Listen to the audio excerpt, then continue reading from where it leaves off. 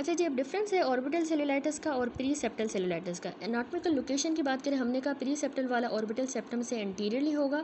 Largely ये ज़्यादातर leads को जो है अफेक्ट करता है। ऑर्बिटल सेलुलाइटिस सेप्टम के पीछे हो रहा है, ठीक है, बिहाइंड हो रहा है, और ये ओवर द लिड्स स्पिल कर सकता है, ठीक है, लिड्स के ऊपर पूरा फैल सकता है, ठीक हो गया, उसके पीछे है सेप्टम की इस वजह से।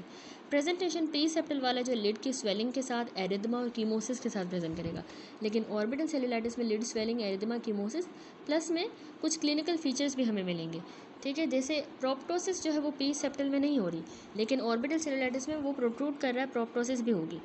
ऑक्यूलर मूवमेंट प्री सेप्टल में तो नॉर्मल है, लेकिन ऑर्बिटल में वो पेनफुल और रिस्ट्रिक्टेड रहेंगी। ऑर्बिटल सेलुलाइटिस में पेनफुल और रिस्ट्रिक्टेड ऑक्यूलर मूवमेंट्स है। विजुअल एक्विटी प्री सेप्टल में तो नॉर्मल है, लेकिन ऑर्बिटल सेलुलाइटिस में एक्विटी कम हो जाएगी।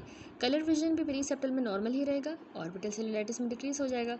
और रिलेटिव एफरेंट पिपुलरी डिफेक्ट हमें ऑर्बिटल में मिल रहा है, प्री सेप्टल में नहीं है।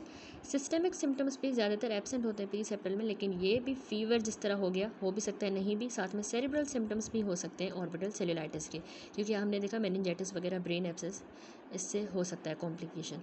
That's it. उसके बाद आता है नेक्स्ट टॉपिक हमारा राइनो ऑर्बिटल म्यूकोरमाइकोसिस। डेफिनेशन क्या है? राइनो ऑर्बिटल म्यूकोरमाइकोसिस एक बहुत ही वेरी एग्रेसिव किस्म की लाइफ थ्रेटनिंग फंगल इन्फेक्शन होता है, जो नेजल साइनसिस का और ऑर्बिटल कैविटी का है। इसको हम कह रहे हैं राइनो ऑर्बिटल म्यूकोरमाइकोसिस। क्यों हो रहा है? ये फिलामेंटस फंजाई म्यूकोरेशिया की फैमिली जो है उसकी वजह से होता है। फिलामेंटस फंजाई है, कॉमनेस्ट ऑर्गेनिज्म इसमें म्यूकोरमाइकोसिस है फैमिली, यानी इसकी जो फैमिली है वो है राइजोपस ओरिजाई। रिस्क फैक्टर्स होते हैं इस कंडीशन के डिफरेंट। अगर पेशेंट को डायबिटीज़ टाइप 2 है, पार्टिकुलरली डायबिटिक कीटोएसिडोसिस है, तो उसको हो सकता है। इम्यूनो कॉम्प्रोमाइज्ड है पेशेंट, इम्यूनो सप्रेसिव थेरेपी पर है, जैसे स्टेरॉयड थेरेपी पे, कीमोथेरेपी, उसको HIV इन्फेक्शन हो गया है, या उसको क्रोनिक रीनल फेलियर है, अगर वो IV ड्रग यूज़र है तो उसको इन्फेक्शन हो सकता है। पैथोजेनिस इस तरह है, जब वो इनहेल करेगा इसके स्पोर्स को, तो वो जाके उसके ओरल म्यूकोजा के अंदर कॉलोनाइज हो जाएंगे, ठीक है, ओरल म्यूकस मेम्ब्रेन्स के अंदर, नोज़ में, थ्रोट के अंदर, पैरानेजल साइनस में, वहाँ पे कॉलोनाइज होंगे, फिर वहाँ पे उनकी जर्मिनेशन होगी और मल्टीपल हाइफी बनेंगी, ठीक है, इम्यूनो कॉम्प्रोमाइज्ड पेशेंट्स में। म्यूकोरमाइकोसिस एंजियोट्रोपिक फंगस होता है, जिसको बहुत ज़्यादा हाई टेंडेंसी होती है कि ये जाके हमारी internal elastic lamina blood vessels में जो होती है उसको जाके डैमेज करे, इसको टेंडेंसी होती है। स्पेशली आर्टरीज़ को डैमेज करता है by mechanical and toxic means, and subsequently spread करेगा लिम्फेटिक्स की भी तरफ और वेन्स की तरफ, ठीक हो गया। तो फंगल हाइफी जाके हमारी डायरेक्टली जो ब्लड वेसल्स हैं उनको इन्वेड करेंगी और वहाँ पे टिश्यू इन्फेक्शन करवा देंगी, मैसिव नेक्रोसिस होगी बहुत ज़्यादा, और बोन की भी डिस्ट्रक्शन हो जाएगी। एथमोइड साइनस आपने याद रखना है, बहुत इंपॉर्टेंट, कि इसमें एथमोइड साइनस जो है इंपॉर्टेंट रूट ऑफ इन्फेक्शन होता है, ठीक हो गया। सिंस के म्यूकोरमाइकोसिस इन्वेड करेगा उस पतली सी जो लेमिना पेपरिशिया होती है, जो उसकी मीडियल वॉल में होती है, उसको इन्वेड करेगा और जाके एक्सेस लेगा हमारे ऑर्बिट के अंदर, यानी तभी हम उसको राइनो ऑर्बिटल कह रहे हैं, ठीक है। और ऑर्बिट और उसके कंटेंट में चला जाएगा, ब्रेन की तरफ फिर फैल जाएगा via the retro orbital route, retro orbital route के थ्रू ब्रेन में जा रहा है। क्लिनिकल फीचर देखिए बहुत इंपॉर्टेंट है। अर्ली जो साइंस होते हैं म्यूकोरमाइकोसिस के, उसमें पेशेंट को एक तो साइनोसाइटिस होता है, नेज़ल डिस्चार्ज होगा उसको, ठीक हो गया, और एपिस्टेक्सिस, ठीक है, नोज से ब्लीडिंग होगी। ग्रेजुअल जो है ऑनसेट का उसका फेशियल और पेरी ऑर्बिटल स्वेलिंग होगी, facial and peri orbital gradually होगी। ऑफ्थेल्मोप्लेजिया और पेनफुल प्रोप्टोसिस बहुत ही कॉमन इसमें फीचर है, यहाँ फिगर में भी दिखाया है, पेनफुल प्रोप्टोसिस हो रही है और ऑफ्थेल्मोप्लेजिया। विजुअल लॉस हो जाएगा उसका, नेज़ल, ओरल म्यूकोजा, आईलिड्स, इनकी गैंग्रीन जो है हमें नज़र आएगी एक ब्लैक एस्कर स्कार की तरह, ब्लैक एशकार की तरह, जो कि ऑब्वियस होता है ऑर्बिटल इन्फ्लामेशन उसके साथ ही, ऑर्बिटल इन्फ्लामेशन के साथ ऑब्वियस होगा क्योंकि उसने इन्फेक्शन करवा दिया है, super impose on the septic necrosis, यानी इन्फेक्शन हुई है जो सेप्टिक नेक्रोसिस के ऊपर सुपर इम्पोज हो गई है, तभी हमें ये क्लासिक ब्लैक एस्कर मिलेगा, नेज़ल, ओरल म्यूकोजा और आईलिड गैंग्रीन, ठीक हो गया। तो अब जो कॉम्प्लिकेशंस है इसकी फिगर देख लें, यहाँ पे देखिए सेलुलाइटिस हुई है और यहाँ पे ये ब्लैक एस्कर बन गया है, ठीक है, राइनो ऑर्बिटल म्यूकोरमाइकोसिस में। तो कॉम्प्लिकेशन ये आगे जाके क्या करवा सकता है, बहुत ही life threatening cavernous sinus thrombosis हो सकती है, कैरोटिड आर्टरी की ऑब्स्ट्रक्शन हो सकती है क्योंकि आर्टरीज को भी अफेक्ट कर रहा है, CNS में इन्फेक्शन करवा सकता है, hemiplegia, coma and even death. इसको हम इन्वेस्टिगेशन में CBC करवाएंगे, ESR, urea, electrolytes, blood glucose level. Orbit की अल्ट्रासोनोग्राफी की जाएगी, plain x-rays paranasal sinuses, CT scan, MRI orbit का, साइनसेस का, ब्रेन का। बायोप्सी में हम फंगल स्टेन्स जो हैं उसमें हमें नॉन सेप्टेड ब्रांचिंग हाइफी मिलेंगी तो हम डायग्नोज करेंगे। ट्रीटमेंट होता है कि अंडरलाइंग डिजीज़ को करेक्ट किया जाए, यानी डायबिटिक कीटोएसिडोसिस में रिस्क था तो उसको सही किया जाएगा। आईवी में हम एंटी फंगल देंगे, जिसमें बहुत इंपॉर्टेंट है एम्फोटेरिसिन बी थेरेपी दी जाएगी। एडजंक्टिव हाइपरबैरिक ऑक्सीजन थेरेपी भी यूज़फुल रह सकती है। और सर्जरी में जो डीवाइटलाइज या नेक्रोटिक टिश्यू है उसको हम सर्जिकली डिब्राइड करेंगे, ठीक है, एग्रेसिव सर्जिकल डिब्राइडमेंट करेंगे। ऑर्बिटल एक्सेंटरेशन भी कर सकते हैं, कंटेंट निकाल देंगे अगर अनरिस्पॉन्सिव केस है उसमें। ठीक हो गया, दैट्स इट। नेक्स्ट टॉपिक है idiopathic orbital inflammatory disease, IOID, या सूडो ट्यूमर भी इसको कहेंगे। ठीक हो गया। डेफिनेशन है इसकी, ये एक नॉन स्पेसिफिक किस्म का non infective space occupying orbital infiltration होती है जिसमें हमें इन्फ्लामेटरी फीचर्स भी मिलेंगे। तो इडियोपैथिक ऑर्बिटल इन्फ्लामेटरी डिजीज़ क्या है? देखिए, फीचर्स इन्फ्लामेटरी के हैं लेकिन अभी इडियोपैथिक है, ना है नॉन स्पेसिफिक है, नॉन इन्फेक्टिव है, स्पेस ऑक्यूपाइंग ऑर्बिटल इन्फिल्ट्रेशन है। ये एडल्ट्स में एक साइड पे होता है यूनिलेटरली, लेकिन बच्चों में बायलेटरली भी हो सकती है। इसमें क्लिनिकल फीचर्स होते हैं कि ना अचानक से पेशेंट को ना ऑनसेट होता है पेन का, जो अक्यूट भी हो सकता है या सब अक्यूट। पेरी ऑक्यूलर उसको रेडनेस होगी और उसकी लिड जो है उनकी स्वेलिंग हो जाएगी। यहाँ पे देखिए राइट आई में सूडो ट्यूमर प्रोसेस हो गई है, या इडियोपैथिक ऑर्बिटल इन्फ्लामेटरी डिजीज़। ठीक है, इसके अलावा फीवर जो है 30% बच्चों में इसमें कंडीशन में होगा, लेकिन एडल्ट्स में रेयर है फीवर। कंजक्टिवा में हमें कंजेशन मिलेगी, कीमोसिस और लिड का भी इडीमा हो जाएगा, प्रोप्टोसिस भी होगी इसमें, और रिस्ट्रिक्टिव मायोपैथी। ठीक है, तो यहाँ पे फिगर में भी प्रोप्टोसिस दिखाया गया है। ऑप्टिक नर्व का भी इस कंडीशन में डिस्फंक्शन हो जाएगा और डिस्क की भी स्वेलिंग हमें मिलती है। यहाँ पे इन्वेस्टिगेशन में हम CBC करवाते हैं, ESR, ऑर्बिटल इमेजिंग में B scan, ultrasonography, CT, MRI, biopsy भी लेंगे ताकि कंफर्म करें इसकी डायग्नोसिस को। ट्रीटमेंट होता है कि सिस्टेमिकली इसमें स्टेरॉइड दिए जाते हैं क्योंकि काइंड ऑफ इन्फ्लामेटरी कंडीशन है। तो ओरल प्रेडनिसोलोन 1 to 1.5 मिलीग्राम पर kg पर डे दिया जाता है 2 हफ्तों तक, और पॉजिटिव रिस्पॉन्स शो करेगा। रेडियोथेरेपी, अगर ये स्टेरॉइड से रेजिस्टेंट है तो रेडियोथेरेपी देंगे, या साइटोटॉक्सिक ड्रग्स देंगे अगर बहुत ज़्यादा रेजिस्टेंट केस है। ठीक हो गया। देन अगली डिजीज़ है थायराइड आई डिजीज़, TED, जिसको हम ग्रेव्स ऑफ्थेल्मोपैथी कहते हैं। ये एक organ specific auto immune inflammatory disorder होता है इन्फ्लामेटरी लेकिन ऑटो इम्यून, और ऑर्गन स्पेसिफिक डिसऑर्डर है जो कि साइट थ्रेटनिंग भी हो सकता है, यानी इसमें बीनाई भी जा सकती है, और इसके अलावा डिसफिगरिंग भी है ये कंडीशन। ये ज़्यादातर दोनों आंखों में यानी बायलेटरली कॉमन होता है। बायलेटरल का और यूनिलेटरल दोनों का जो है बहुत ही कॉमन कॉज ग्रेव्स ऑफ्थेल्मोपैथी होती है, या TED, थायराइड आई डिजीज़। ठीक है, जिसमें दोनों साइड्स पे या एक साइड पे प्रोप्टोसिस हो। टिपिकली इसमें साथ में पेशेंट को 90% केसेस में हाइपर थायरॉइडिज्म होता है, इसके थायराइड लेवल्स जो है बड़े हुए होंगे। 4% केसेस में हाइपो भी हो सकता है, लेवल डिक्रीज भी हो सकते हैं, इवन 6% में नॉर्मल भी हो सकता है यूथायरॉइडिज्म। तो थायराइड ऑफ्थेल्मोपैथी में तकरीबन 85 to 90% पेशेंट्स को सर्कुलेशन में उनके TSH रिसेप्टर्स की हमें एंटीबॉडीज़ मिलती हैं जो उसको डिस्ट्रॉय कर रही हैं, जो मतलब TSH की एंटीबॉडीज़ मिलेंगी जो उसकी स्टिमुलेशन को और बढ़ाएंगी। ठीक है, थायराइड हार्मोन की आगे देखेंगे पैथोजेनेसिस में। तो वुमेन जो है ज़्यादा अफेक्ट होती है इसमें, यानी 8:1 का होता है than man. Peak incidence 3rd to 4th decade of life, यानी 30s या 40s के दरमियान। रिस्क फैक्टर होता है, अगर कोई स्मोकर है उसमें बहुत मेजर रिस्क फैक्टर है कि उसको थायराइड ऑफ्थेल्मोपैथी हो। फीमेल सेक्स है तो उसमें 4 से 6 गुना ज़्यादा रिस्क है निस्बत मेल्स के। मिडिल एज में कॉमन है। अगर किसी का HLA-DR3 है जेनेटिकली, HLA-B8 है तो उसको भी ज़्यादा रिस्क होता है ऑफ्थेल्मोपैथी, थायराइड ऑफ्थेल्मोपैथी का। पैथोजेनेसिस इस तरह है, अगर पेशेंट को हाइपरथायरॉइडिज्म हो गया यानी थायरोटॉक्सिकोसिस, तो ग्रेव्स डिजीज़ जो है हमने पढ़ा हुआ है कि ये बहुत ही कॉमन फॉर्म होती है हाइपरथायरॉइडिज्म की। ठीक है, थायराइड हार्मोन बढ़ जाता है इसमें।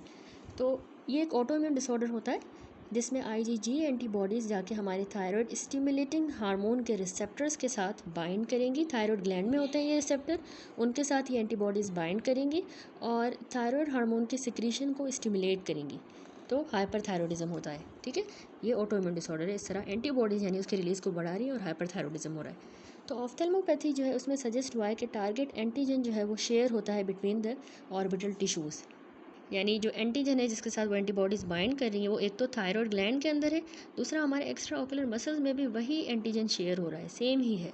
तो ऑर्गन स्पेसिफिक ऑटो एंटीबॉडीज़ जाके टारगेट करेंगे दोनों थायराइड ग्लैंड के सेल्स को भी, और ऑर्बिटल जो फाइब्रोब्लास्ट होते हैं हमारे आई के मसल्स में उनको भी जाके अफेक्ट करेंगी, उनके साथ जो है जाके बाइंड करेंगी, और इन्फ्लामेशन हो जाएगी एक्स्ट्रा ऑकुलर मसल्स की, इंटरस्टिशियल टिश्यू की, ऑर्बिटल फैट की, जो कैरेक्टराइज होगा कि वहाँ पे प्लियोमॉर्फिक सेल्युलर इन्फिल्ट्रेशन होगी, साथ में ग्लाइकोसामाइनोग्लाइकेंस की सिक्रीशन बढ़ जाएगी और ऑस्मोटिक इम्बाइबिशन होगी वाटर की, ठीक है। वाटर जो है वो अपने अंदर जो है अब्जॉर्ब करना शुरू हो जाएगी आई।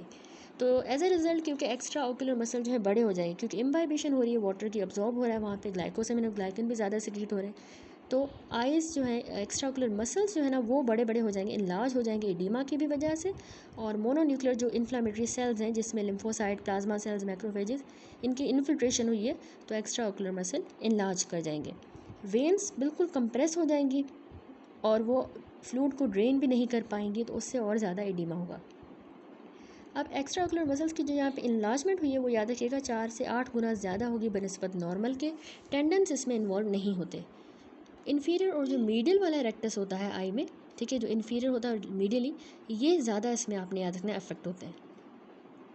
The increase in the bulk of orbital content causes proptosis. अब बल्क बढ़ गया, एडिमा वगैरह हुई है, प्रोप्टोसिस होगा, इसको हम कह रहे हैं एक्सोफ्थेल्मोस थायराइड का केस है इसलिए, और पेपिलिडीमा हो जाएगी, ठीक है, ऑप्टिक नर्व के हेड का एडिमा इस सेकेंडरी कॉज की वजह से। इवेंचुअली क्या होता है, लास्ट में फाइब्रस रिप्लेसमेंट हो जाएगी मसल की, फाइब्रोसिस हो गई, तो उसी की वजह से रिस्ट्रिक्टिव मायोपैथी हो रही, क्योंकि स्कार बन गया है।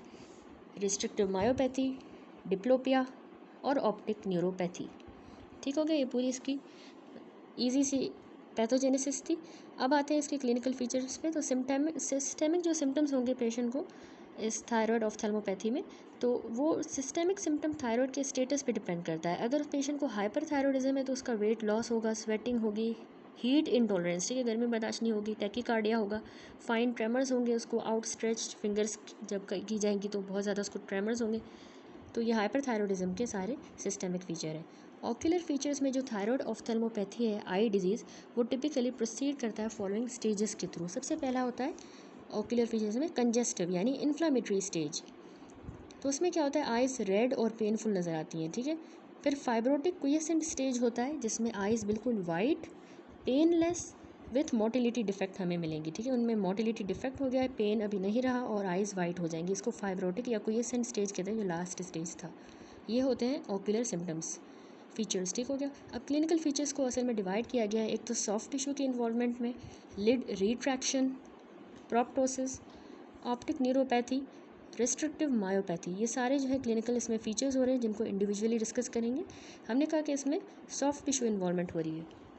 जब भी इसमें हमारे आई के सॉफ्ट टिश्यूज इन्वॉल्व होंगे तो हमें क्या सिम्टम्स मिलेंगे, अगर वो स्लोली प्रोग्रेसिव डिजीज़ है तो पेशेंट प्रेजेंट करेगा उसको ग्रिटीनेस के साथ, लैक्रिमेशन होगी, फोटोफोबिया और रेट्रोबल्बर डिस्कम्फर्ट। अगर ये डिजीज़ जल्दी से रैपिडली प्रोग्रेस कर रही है तो पेशेंट पेन के साथ, प्रोप्टोसिस और रेड आई के साथ प्रेजेंट करेगा, ठीक है। साइन हमें क्या मिलेंगे सॉफ्ट टिश्यू इन्वॉल्वमेंट में, पेरी ऑर्बिटल स्वेलिंग हो जाएगी, क्योंकि वहाँ पे हमने देखा एडिमा हो रहा है और इन्फिल्ट्रेशन हो रही है behind the orbital septum, orbital septum के पीछे हो रही है, तो इसीलिए पेरी ऑर्बिटल एडिमा मिल रहा है। यहाँ देखें फिगर में थायराइड ऑफ्थेल्मोपैथी हो गई है और ये सॉफ्ट टिश्यू का साइंस है कि हमें पेरी ऑर्बिटल एडिमा मिल रहा है, ठीक हो गया। सॉफ्ट टिश्यू इन्वॉल्वमेंट में याद रखिएगा कंजक्टाइवा में हमें हाइपरीमिया मिलेगी और कीमोसिस हो जाएगी, वहाँ पे फोकल हाइपरीमिया बढ़ जाएगी over the insertion of horizontal recti, ठीक है, जहाँ पे हॉरिजॉन्टल रेक्टाई एंटर करता है, इंसर्ट करता है। यहाँ पे फिगर में देखें कंजक्टाइवल इरिदमा हो गया, जहाँ पे हमारा जो रेक्टस मसल है जहाँ पे उसकी इंसर्शन होती है वहाँ पे बहुत ज़्यादा हाइपरीमिया हो गया है, ठीक है। इसको जो है हम ट्रीट करते हैं। अच्छा, इसके अलावा साइन है इसमें ट्रीट इंसफिशिएंसी होगी और इंस्टेबिलिटी जो है कॉमन है, ठीक है। नंबर 4 कॉर्निया जो होगा पेशेंट का वो हमें एपिथेलियल इरोजन शो करेगा, ठीक है, सुपीरियर लिम्बिक केरेटोकंजक्टिवाइटिस। इसके अलावा याद रखिएगा केरेटोकंजक्टिवाइटिस सीका होगा यानी ड्राई आई सिंड्रोम, क्योंकि जो है secondary to the infiltration of the lacrimal gland जो है, क्योंकि उसकी इन्फिल्ट्रेशन हो जाएगी इस कंडीशन में, तो उसके सेकेंडरीली केरेटोकंजक्टिवाइटिस सीका भी मिलेगा हमें। दूसरी हमने कॉम्प्लिकेशन कहा कि इसमें क्लिनिकल फीचर जो है इसको हमने डिवाइड किया लिड रिट्रैक्शन के अंदर। तो लिड रिट्रैक्शन जो है आईलिड रिट्रैक्शन, उसमें जो अपर आईलिड्स है इसकी जो रिट्रैक्शन है बहुत ही कॉमन ऑफ्थेल्मिक फीचर होता है थायराइड आई डिजीज़ का, कि अपर आईलिड रिट्रैक्ट कर जाएगी। क्यों होता है ऐसा, कि जो मुलर्स मसल है उसका सिंपैथेटिक ओवर एक्शन हो गया है secondary to the high level of the thyroxine hormone. Thyroxine hormone बहुत ज़्यादा है तो मुलर मसल में बहुत ज़्यादा सिंपैथेटिक ओवर एक्शन होगा, तो आईलिड जो है अपर आईलिड स्पेशली वो रिट्रैक्ट होगी। तो अपर आईलिड की रिट्रैक्शन तो याद रखिएगा 75% पेशेंट्स में हमें मिलती है डायग्नोसिस के टाइम पे, और उस अपर आईलिड की जो रिट्रैक्शन हो रही है वो प्राइमरी पोजीशन में होती है। इसको हम कहते हैं डेलरिम्पल्स साइन, डेलरिम्पल्स साइन कहेंगे। ये कैरेक्टरिस्टिक फाइंडिंग होती है कि यानी अपर आईलिड की रिट्रैक्शन में प्राइमरी पोजीशन में मिले। तो ये बहुत ही इंपॉर्टेंट साइन होता है ग्रेव्स ऑफ्थेल्मोपैथी का, और ये हमें एक साइड पे यूनिलेटरली या बायलेटरली मिलता है more than 90% of the patients में जब उनके क्लिनिकल कोर्स में। ठीक है, तो यहाँ पे जो फिगर है इसमें भी दिखाया गया है बायलेटरल थायराइड ऑफ्थेल्मोपैथी हो गई है। ये देखिए जो रिट्रैक्शंस हैं अपर आईलिड की हो गई है विथ स्टेयरिंग लुक। ठीक है, बिल्कुल ऐसे कि जिस तरह पेशेंट जो है वो घूर रहा है, स्टेयरिंग लुक, क्योंकि अपर आईलिड रिट्रैक्ट हो गए हैं। ठीक हो गया। Number 4, staring and frightened appearance of the eye, इसको हम कहते हैं कॉचर साइन। कॉचर साइन यानी कि उसमें बिल्कुल ऐसे हैरानी की तरह जो है पेशेंट देखेगा, उसकी आइज़ हो जाएंगी, जो पार्टिकुलरली हमें जो अटेंटिव फिक्सेशन है वहाँ पे ज़्यादा मार्क्ड हो। नंबर 5, पेशेंट को लिड लैग होगा, जिसको हम वॉन ग्रेफिस साइन कह रहे हैं। साइंस देखिए ये बहुत इंपॉर्टेंट है, वॉन ग्रेफिस साइन जिसको लिड लैग कह रहे हैं। जब ग्लोब जो है वो डाउनवर्ड की तरफ मूव करेगा तो उसकी जो अपर लिड होगी वो पीछे लैग कर जाएगी। यहाँ पे फिक्र देखिए लेफ्ट आई में जो है थायराइड ऑफ्थेल्मोपैथी हो गई है, लिड जो है वो लैग कर गई है, लिड लैग साइन जो है आई लिड में वो मूव नहीं कर रहा down with the eye ball. ठीक हो गया। इनफ्रीक्वेंट ब्लिंकिंग भी होगी पेशेंट को, उसको हम कहते हैं स्टिल वैग साइन, यानी वो इनफ्रीक्वेंटली बार बार जो है ब्लिंक करेगा, स्टिल वैग साइंस। थर्ड हमने कहा था क्लिनिकल फीचर में पेशेंट को प्रोप्टोसिस होता है, इसको हम कहते हैं एक्सोफ्थेल्मोस। ये बहुत ही कॉमन है, 60% जो है क्लासिकल साइन होता है डिजीज़ का। ये एक्सोफ्थेल्मोस या प्रोप्टोसिस जो है ये एक्सियली होगा, यूनिलेटरल भी हो सकता है या इवन बायलेटरल, सिमेट्रिकल भी हो सकता है या एसिमेट्रिक भी होगा, और फ्रीक्वेंटली परमानेंट होगा। ठीक हो गया। तो ये ग्रेजुअली डेवलप कर सकता है, ये अचानक से भी आईलिड की रिट्रैक्शन के बाद। और सीवियर किस्म की जो प्रोप्टोसिस है वो एक्सपोजर केराटाइटिस करवा सकती है, क्योंकि बहुत एक्सपोज है, प्रोप्टोसिस ज़्यादा हो गया है तो हर वक्त ही एक्सपोज है कॉर्निया वगैरह, तो एक्सपोजर केराटाइटिस हो जाएगी, जिसकी वजह से आगे जाके कॉर्नियल अल्सरेशन हो जाएंगी। ठीक है। फोर्थ हमने कहा था क्लिनिकल फीचर हमें मिलता है ऑप्टिक न्यूरोपैथी। 5% केसेस में ये होती है, 5% केसेस में ऑप्टिक न्यूरोपैथी कॉज होती है क्योंकि जो हमारी ऑप्टिक नर्व है इसमें, और या फिर उसकी जो ब्लड सप्लाई है ऑर्बिटल एपिक्स पे, वो कंप्रेस हो गई है। क्यों कंप्रेस हुई है? कंजेस्टेड और बड़े बड़े से जो इनलार्ज रेक्टाइल मसल्स हैं वो उसको कंप्रेस कर रहे हैं, और इसके अलावा जो स्वॉलन ऑर्बिटल टिश्यू है वो कंप्रेस कर सकता है। तो अब ये मैनिफेस्ट किस तरह करेगी? पेपिलिडीमा होगा पेशेंट को, या ऑप्टिक एट्रोफी हो जाएगी जो साथ में एसोसिएटेड होगी slowly progressive impairment of vision के साथ। ठीक है, स्लोली वो इम्पेयरमेंट ऑफ विजन जो है प्रोग्रेस करेगी। देन आता है रेस्ट्रिक्टिव मायोपैथी। तो 30 to 50% केसेस में पेशेंट को रेस्ट्रिक्टिव मायोपैथी होती है, और परमानेंट भी हो सकती है ये। इसमें क्या होता है कि ओकुलर मोबिलिटी जो है रिस्ट्रिक्टेड होती है। इनिशियली जो है इन्फ्लामेटरी इडीमा की वजह से वो रिस्ट्रिक्टेड है, इडीमा हो गया इन्फ्लामेटरी, लेकिन बाद में हमने देखा कि स्कार बनता है, फाइब्रोसिस हो जाती है, तभी जो है मूवमेंट आइज़ की रिस्ट्रिक्ट हो जाएगी। एलिवेशन डिफेक्ट जो है बहुत ही मोस्ट कॉमन मोबिलिटी डिफेक्ट होता है, एलिवेशन डिफेक्ट, और फिर वो फॉलो होता है by the weakness of convergence, यानी पेशेंट अपनी आइज़ को एलिवेट नहीं कर पाएगा, उसके बाद में जो है कन्वर्जेंस की वीकनेस हो जाएगी। इसको हम कहते हैं मोबियस साइन। यहाँ फिगर में देखें रेस्ट्रिक्टिव मायोपैथी दिखाई गई है, और यहाँ पे देखिए एलिवेशन में जो है डिफेक्ट आ गया है। इस आई से तो एलिवेट कर रहा है, लेकिन यहाँ पे डिफेक्ट है क्योंकि फाइब्रोसिस हो गई है इंफीरियर रेक्टस मसल की, और इसके अलावा बाद में क्या होगा, कन्वर्जेंस में वीकनेस होगी, उसको मोबियस साइन कहेंगे। नंबर 4, रिस्ट्रिक्टिव मायोपैथी में क्या होगा कि फाइब्रोटिक जो मसल है वो एलिवेशन करवाएगा इंट्राओकुलर प्रेशर की, क्योंकि मसल फाइब्रोटिक हो गया है तो आई का इंट्राओकुलर प्रेशर भी बढ़ सकता है और डिप्लोपिया भी हो सकता है। इंट्राओकुलर प्रेशर जो है वो सुपीरियर गेज में ज़्यादा होगा जब पेशेंट ऊपर देखेगा। क्यों?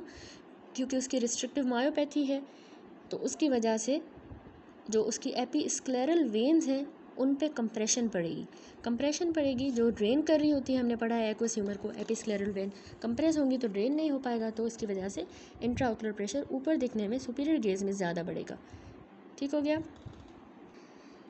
देन है Werner's classification of ocular changes in the thyroid ऑफ्थेल्मोपैथी।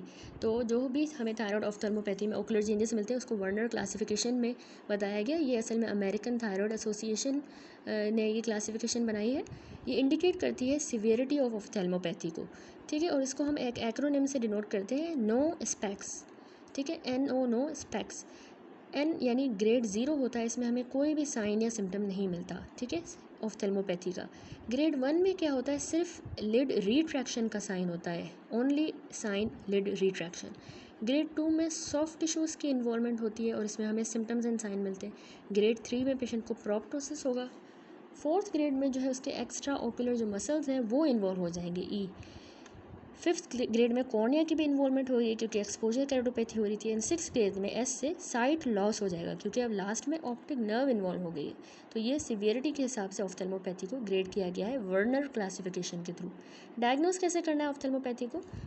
Thyroid ऑफ्थेल्मोपैथी best जो है ये बेस्ड है ऑन द क्लिनिकल फीचर्स, यानी हमें अगर हाइपरथायरॉयडिज्म के सिस्टेमिक फीचर्स मिलें और ऑक्यूलर साइन तो हम डायग्नोस करेंगे। इन्वेस्टिगेशंस के लिए जो है डायग्नोसिस थायराइड आई डिजीज़ की हम करते हैं characteristic clinical picture of disease से। एक तो थायराइड फंक्शन टेस्ट किया जाता है जिसमें TSH का serum level, serum T3, serum T4, thyroid auto antibodies जिसमें TSH रिसेप्टर एंटीबॉडीज़ आ जाती हैं, और इसके अलावा radio active iodine uptake test. ठीक हो गया। दूसरा होता है इमेजिंग हम करेंगे ताकि हमें ऑक्यूलर मसल की इन्वॉल्वमेंट जो है वो डिमॉन्स्ट्रेट हो इमेजिंग के थ्रू। उसमें हम अल्ट्रासोनोग्राफी करते हैं जिसमें हमें जो रेक्टाई मसल बड़े हो गए, इनलार्ज हो गए हैं, वो डिनोट होंगे। CT स्कैन और MRI में हमें बेलीज जो है और उनकी इनलार्जमेंट जो है मसल बेलीज वो डिनोट होंगी, और इसके अलावा टेंडन्स जो है उसको स्पेयर कर देगा। विजुअल फील्ड टेस्टिंग भी की जाती है, तो ये इसमें इन्वेस्टिगेशंस होंगी। ट्रीटमेंट जो है याद रखिएगा हाइपरथायरॉयडिज्म को हम एंटी थायरॉयड ड्रग्स दे के ट्रीट करते हैं जैसे कार्पिमाजोल या प्रोपाइल थायोयूरेसिल, ताकि जो है थायरॉयड हार्मोन की प्रोडक्शन को ब्लॉक किया जा सके। नंबर 2 रेडियो एक्टिव आयोडीन के थ्रू भी हम हाइपरथायरॉयडिज्म को ट्रीट करते हैं, या थायरॉयड एक्टोमी कर देते हैं, उसको रिमूव कर देते हैं थायरॉयड को। नंबर 2 ट्रीटमेंट में जो ऑक्यूलर डिस्कम्फर्ट हो रही है पेशेंट को और उसकी ड्राइनेस हो गई है तो उसको आर्टिफिशियल टीयर्स के थ्रू ट्रीट करेंगे, लुब्रिकेंट्स देंगे बेड टाइम पे। आईलिड की टैपिंग की जाती है स्लीप के दौरान, या कॉम्प्लिकेशंस जो है उनको प्रिवेंट करने के लिए, जो एक्सपोजर केराटोपैथी की कॉम्प्लिकेशंस हैं उनको प्रिवेंट करने के लिए। टॉपिकली हम देते हैं एनसेड्स, एंटी इन्फ्लामेटरी एजेंट्स जैसे कि स्टेरॉइड्स हो गया, और एनसेड्स जो है ये हम एंटी इन्फ्लामेटरी टॉपिकली देंगे। थर्ड है ट्रीटमेंट कि हम ऑर्बिटल डीकम्प्रेशन करें। ये तब रिक्वायर्ड होता है जब पेशेंट को अगर एक्सपोजर केराटोपैथी हो गई है या उसकी अगर ऑप्टिक नर्व पे कंप्रेशन हो रही है, बहुत ज़्यादा एडवांस प्रोप्टोसिस हो गई है, तो ऑर्बिटल डीकम्प्रेशन करेंगे। कैसे की जाती है अभी ये ऑर्बिटल डीकम्प्रेशन? नॉन सर्जिकल होती है जिसमें आता है TEPEZZA। ये एक ड्रग है जिसको हम कहते हैं टेपिज़ा। ठीक है, ये ड्रग क्या है? टेप्रोट्यूमाब या टेपिज़ा के नाम से आती है। ये ड्रग जो है बिलोंग करती है मोनोक्लोनल एंटीबॉडीज़ को। ये असल में जो साइंस और सिम्टम्स होते हैं ना थायराइड आई डिजीज़ के, उनको जो है इम्प्रूव करेगी, जिसमें पेशेंट को आई में पेन हो रहा है, रेडनेस हो रही है, स्वेलिंग, ये सारी इस ड्रग से नॉन सर्जिकली ट्रीट होंगे। दूसरा सिस्टेमिकली कॉर्टिकोस्टेरॉइड्स दिए जाते हैं ताकि एडीमा को कम किया जा सके, और इन्फ्लामेशन कॉर्टिकोस्टेरॉइड्स के through. Oral prednisolone 60 to 80 milligram per day corticosteroid है, और IV में methyl prednisolone 0.5 milligram compressive optic neuropathy के लिए देंगे। नंबर 3 जो है ऑर्बिटल रेडियो थेरेपी तब इंडिकेट करेंगे जब स्टेरॉइड्स जो है कॉन्ट्रा इंडिकेटेड हो, या अगर पेशेंट के लिए इनफेक्टिव हैं तो हम रेडिएशन ऑर्बिटल रेडियोथेरेपी करेंगे। दूसरा होता है सर्जिकली हम ऑर्बिटल डीकम्प्रेशन करें, तो ये इन्वॉल्व करता है कि जो ऑर्बिट वॉल्स होती हैं ऑर्बिट की, उनको रिमूव कर दें, जो डिपेंड करता है सिवियरिटी ऑफ प्रोप्टोसिस पे, यानी जितनी ज़्यादा सिवियरिटी की प्रोप्टोसिस है उस हिसाब से उतनी फिर वॉल्स जो हैं ऑर्बिट की रिमूव की जाएंगी। नंबर 4 है ट्रीटमेंट हमारे पास एक्स्ट्रा ओकुलर मसल्स की सर्जरी। देखिए स्क्विंट की सर्जरी जो है रिक्वायर्ड होती है ताकि इसमें डिप्लोपिया को सही किया जा सके और बायनोकुलर सिंगल विजन जो है अचीव हो प्राइमरी पोजीशन में और रीडिंग पोजीशन में। ठीक है। नंबर 5 आईलिड की सर्जरी भी की जाती है जिसको हम टार्सोरेफी कहते हैं। ये हम इंडिकेट करते हैं एक्सपोजर केराटोपैथी में। ठीक है, एक्सपोजर केराटोपैथी में टार्सोरेफी की जाएगी। नेक्स्ट आ जाता है हमारे पास टॉपिक कैपिलरी हेमेंजोमा। ठीक है, डेफिनेशन है कैपिलरी हेमेंजोमा नाम से पता चल रहा है एक बिनाइन ट्यूमर है जो क्यों बना है, जब प्रोलिफरेशन हो जाए हमारे कैपिलरी एंडोथेलियल सेल्स की। ठीक है, उसके एंडोथेलियल सेल्स प्रोलिफरेट करेंगे और कैपिलरी हेमेंजोमा बन जाएगा। तो बहुत ही कॉमन ये बिनाइन पेरी ऑर्बिटल ट्यूमर होता है चाइल्डहुड के दौरान। 5% सारी बर्थ को ये अफेक्ट करता है। गर्ल्स इसमें ज़्यादा याद रखिएगा ज़्यादा अफेक्ट होंगी बनस्पत बॉयज़ के 3:1। कैपिलरी हेमेंजोमा आईलिड्स के ऊपर या जो फॉर्निशियल कंजक्टिवा है यहाँ पे बहुत ज़्यादा कॉमन होता है। साइड स्पेस की बहुत इंपॉर्टेंट है। पैथोलॉजी देखें तो कैपिलरी हेमेंजोमा को क्लासिफाई किया गया है। एक तो इसमें हमार्टोमास होते हैं, ठीक है, या एबनॉर्मल प्रोलिफरेशन हम कह सकते हैं नॉर्मल टिश्यू की इन अ नॉर्मल लोकेशन। तो ये बिलीव हुआ है कि ये जब एंडोथेलियल सेल्स प्रोलिफरेट करेंगे उस वजह से बनता है। लार्ज या मल्टीपल लेजन्स एसोसिएटेड होंगी विजरा के इन्वॉल्वमेंट के साथ, जो कि सीरियस किस्म के कॉम्प्लिकेशंस करवा सकता है लाइक थ्रोम्बोसाइटोपिनिया। क्लिनिकल फीचर देखिए, जो प्रेजेंटेशन है कैपिलरी हेमेंजोमास की वो ज़्यादातर बर्थ के बाद होगी। लेकिन पहले 6 महीनों के अंदर हो जाती है of the life. That is कि 30% जो है वो बर्थ के टाइम पे प्रेजेंट करेंगे, 50% बच्चे 1 से 2 महीनों के बाद, और 90% जो है 6 महीनों के अंदर प्रेजेंट करते हैं कैपिलरी हेमेंजोमा के साथ। ठीक हो गया। तो क्लिनिकली ये लेजन कैसी होगी? सुपरफिशियल जो कुटेनियस लेजन है वो हमें एक ब्राइट रेड उभरा हुआ रेज्ड किस्म का नोडुलर या अनइवन सरफेस की तरह से नज़र आएगा। ब्राइट और रेड कलर का देखा, देखिए फिगर में capillary haemangioma bright red nodular uneven surface है और साथ में बच्चे को टोसिस भी हो रही है। ठीक है, तो ये हमें इस तरह का फीचर मिलेगा। डीपर वाली जो प्री सेप्टल लेजन अगर होगी तो वो हमें डार्क ब्लू कलर का या पर्पल कलर का नज़र आएगी स्वेलिंग, लेकिन सरफेस उसका बिल्कुल स्मूथ होगा। देखिए डार्क ब्लू या पर्पल प्री सेप्टल कैपिलरी हेमेंजोमा है, डीपली है। नंबर 3, अगर वो डीप ऑर्बिटल लेजन है तो उससे एक साइड का यूनिलेटरल प्रोप्टोसिस होता है बिना किसी स्किन डिस्कलरेशन के। ठीक है, अगर वो ऑर्बिटल डीप ऑर्बिटल लेजन है, वो तो डीप प्री सेप्टल था ना, ये डीप ऑर्बिटल है, तो स्किन वगैरह को इफेक्ट नहीं कर रहा। फिर कैपिलरी हेमेंजोमास जो है बिना पल्सेशंस के भी हमें मिल सकते हैं, जिनमें कोई ब्रूट ना हो। यहाँ पे भी जो है फिगर में दिखाया गया है deeper pre septal capillary haemangioma. Number 5, जो अपर आईलिड होती है, अपर आईलिड में अगर ये कैपिलरी हेमेंजोमा हो जाए तो वो मैकेनिकल टॉसिस करवाएगा और उससे विजुअल एक्विटी रिड्यूस हो जाएगी और एस्टिग्मेटिक एनाइसोमेट्रोपिया एम्ब्लायोपिया के कंडीशन हो जाएगी। इसी वजह से जो है पेशेंट की विजुअल एक्विटी रिड्यूस हो रही है। नंबर 6, कैपिलरी हेमेंजोमा बड़े भी हो सकते हैं, इनलार्ज करेंगे, अपना कलर चेंज करेंगे, जैसे ही बच्चा रोएगा तो उसका कलर भी चेंज हो सकता है। कुटेनियस वाली लेजन ब्लैंच भी कर सकती है जब उन पे प्रेशर दिया जाएगा, या उनकी स्पंजी सी कंसिस्टेंसी हो सकती है पाल्पेशन पे। डायग्नोस हम इसको कैसे करते हैं? हेमेंजोमास को, कुटेनियस वाली लेशंस को हम क्लिनिकली ही डायग्नोस कर लेते हैं, लेकिन इन्वेस्टिगेशन की जाती है ताकि पेरी ऑर्बिटल इन्वॉल्वमेंट का एक्सटेंट पता चले या डीपर ऑर्बिटल एक्सटेंशन का पता चले तो हम इन्वेस्टिगेशन करवाते हैं। अल्ट्रासाउंड हम करते हैं। कैपिलरी हेमेंजोमा में हाई इंटरनल रिफ्लेक्टिविटी मिलती है। सीटी स्कैन में हमें लो फ्लो शो होगा बिना किसी डिस्टर्बेंस ऑफ सराउंडिंग टिश्यू के, और एमआरआई पे जो है लेजन्स अपीयर होंगी, वेल सर्कमस्क्राइब्ड सी डेंसली लोबुलेटेड सा ट्यूमर नज़र आएगा एमआरआई पे। ठीक है, इसकी डायग्नोसिस है। ट्रीटमेंट जो है कैरेक्टराइज होता है कि टिपिकल जो कोर्स इसका जो है कैरेक्टराइज हो है कि इसमें रैपिड ग्रोथ होती है इसकी 3 से 6 महीनों के अंदर। उसके बाद इसका स्लो फेज़ होता है नेचुरल रिजोल्यूशन का, जो 30% केसेस में ये लेजन खुद ही जो है 3 सालों की उम्र में रिजॉल्व कर जाती है, और तकरीबन 75% केसेस में क्या होता है कि 7 साल की उम्र के बाद यानी 7 साल तक ये खुद ही रिजॉल्व हो जाएगी। लेकिन 3 से 6 महीने